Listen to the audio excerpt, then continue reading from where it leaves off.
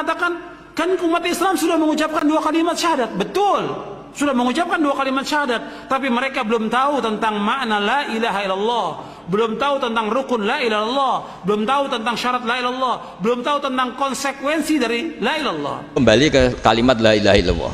Saya tidak perlu provokatif, pasti teori saya itu benar. Bukan saya bilang benar itu karena sombong, enggak. Ini sesuai teks. Misalnya begini, benar enggak kelompok takfiri yang suka ngafirkan orang lain? Itu pasti tidak benar. Logikanya gampang. Orang yang kafir 70 tahun saja dengan melafadzkan la ilaha illallah menjadi muslim. Masa dengan kalimat yang sama yang muslim menjadi kafir? Itu logikanya kan enggak ketemu. Orang kafir 70 tahun untuk menjadi muslim disuruh baca apa? La ilaha illallah. Tapi gara-gara baca la ilaha illallah nyekel patok jadi kafir. Pertanyaannya, loh, ini kalimat apa? Kalimat untuk mengkafirkan apa kalimat untuk mengislamkan? Karena yang kafir dengan kalimat itu menjadi Islam, ternyata yang Islam dengan kalimat itu menjadi kafir. Itu ketemu nggak? Cara logika itu kan nggak ketemu kan?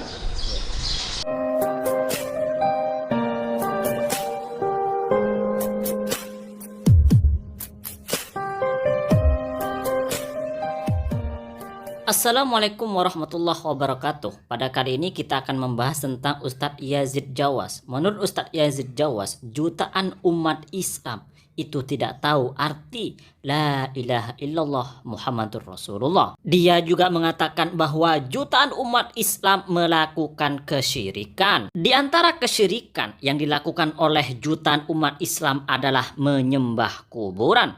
Mereka mendatangi kuburan lalu menyembah kepada kuburan tersebut. Maka menurut Yazid Jawas, umat Islam, jutaan umat Islam telah melakukan kesyirikan. Lalu apakah benar jutaan umat Islam melakukan kesyirikan dengan menyembah kuburan?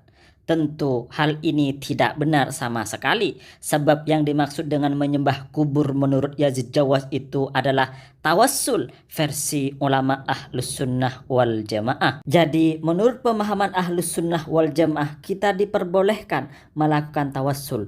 Itu pun juga ada ayat yang tertera di dalam Al-Quran. Di antara tawassul yang diperbolehkan adalah tawassul di makbarah, atau di kuburan orang-orang yang soleh, di kuburan wali-wali Allah Subhanahu wa Ta'ala. Akan tetapi oleh Yazid Jawas dan kelompoknya, orang yang bertawassul ini dituduh menyembah kuburan, sehingga golongan Yazid Jawas ini berani mengkafirkan orang yang bertawassul, sehingga dia menyimpulkan bahwa jutaan umat Islam telah melakukan kekufuran. Artinya jutaan umat Islam telah kafir dari agama Islam. Lebih jelasnya berikut ini video Yazid Jawas. Kalau orang mengatakan, kan umat Islam sudah mengucapkan 2 kalimat syahadat. Betul, sudah mengucapkan 2 kalimat syahadat, tapi mereka belum tahu tentang makna la ilaha illallah, belum tahu tentang rukun la ilaha illallah, belum tahu tentang syarat la ilaha illallah, belum tahu tentang konsekuensi dari la ilaha illallah. Kenyataan yang ada yang kita lihat dari Islam, mereka masih banyak yang berbuat syirik. Mereka masih banyak yang menyembah kubur. Datang ke kubur-kubur wali, mereka minta kepada kubur itu. Mereka masih banyak datang ke dukun-dukun, masih meminta kepada jin, masih percaya kepada jimat dan yang lainnya. Kenyataan yang ada seperti itu, masih berbuat syirik. Umat Islam masih berbuat syirik, jutaan umat Islam masih berbuat syirik. Kita mengajak mereka untuk mentauhidkan Allah SWT. Kita Ahlus Sunnah wal Jamaah tentu sepakat bahwa menyembah kepada jin itu bisa menyebabkan kekufuran, menyembah kepada berhala itu bisa menyebabkan kekufuran, menyembah kepada kuburan itu juga bisa menyebabkan kekufuran. Akan tetapi yang menjadi permasalahan adalah bahwa Yazid Jawas dan kelompoknya ini menuduh orang yang bertawassul, orang yang berdoa di kuburan, orang yang melakukan tahlil di kuburan, orang yang berzikir di kuburan sebagai penyembah kuburan. Ini masalahnya. Padahal orang yang bertawassul itu bukan menyembah kuburan, dan tawassul itu ada dalilnya, dan menurut ulama Ahlus Sunnah wal Jamaah tidak masalah, tidak apa-apa. Bahkan para ulama termasuk ahli hadis melakukan tawassul di kuburan orang-orang yang soleh. Maka dari sini juga bisa kita pahami bahwa akidah Yazid Jawas ini sebenarnya adalah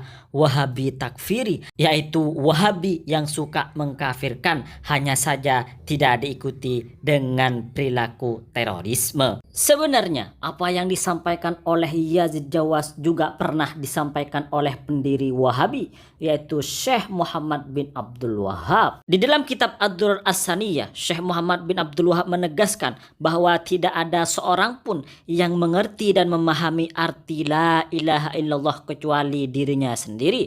Bahkan guru-guru Syekh Muhammad bin Abdul Wahab dianggap tidak mengerti arti la ilaha illallah. Syekh Muhammad bin Abdul Wahab menulis, wa ana ukhbirukum, dan aku mengabarkan kepada kalian an nafsi tentang diriku, wallah, demi Allah, alladzi la ilaha illa huwa, yang tidak ada Tuhan selain Dia.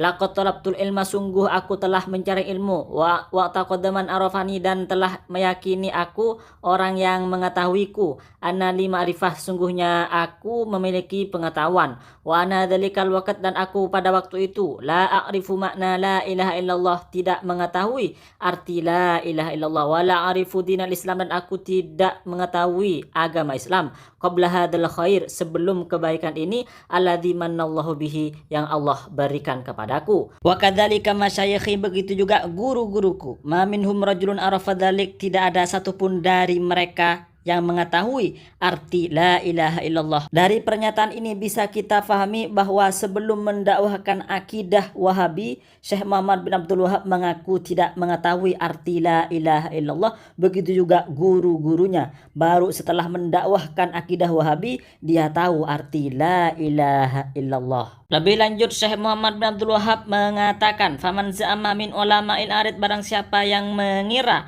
dari ulama-ulama yang menentang, annahu arafa makna la ilaha illallah, bahwa dia mengetahui makna la ilaha illallah, au arafa makna Islam, atau mengetahui arti Islam, qabla hadzal waqti, sebelum waktu ini, artinya sebelum dakwah Wahabi yang didakwakan oleh Syekh Muhammad bin Abdul Wahab, au za'ama min masyayikh, atau mengira dari guru-guru ulama tadi, annaha dan arafa dzalik, bahwa seseorang dari guru-guru itu arafa dzalik, mengetahui arti la ilaha illallah atau mengetahui arti Islam, faqad kadzaba waftara, maka telah berdusta. Dari sini bisa kita pahami bahwa Syekh Muhammad bin Abdul Wahab itu mendeklarasikan bahwa siapapun yang mengaku mengetahui arti la ilaha illallah atau mengetahui arti Islam tapi tidak mengikuti ajaran Syekh Muhammad bin Abdul Wahab, maka telah berdusta. Artinya mereka semua adalah kafir. Selain golongan Syekh Muhammad bin Abdul Wahab adalah kafir karena tidak tahu arti la ilaha illallah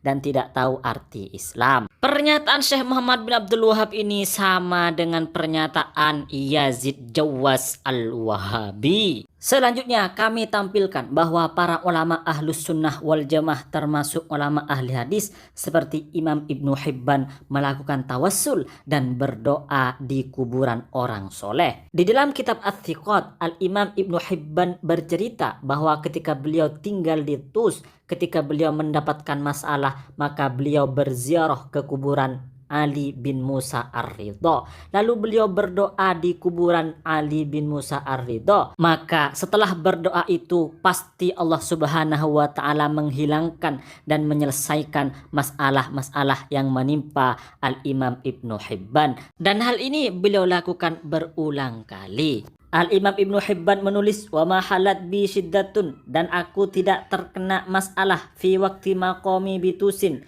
waktu aku tinggal di Tus, fazurtu qabra Ali bin Musa Ar-Ridha, lalu aku berziarah ke kuburan Ali bin Musa Ar-Ridha.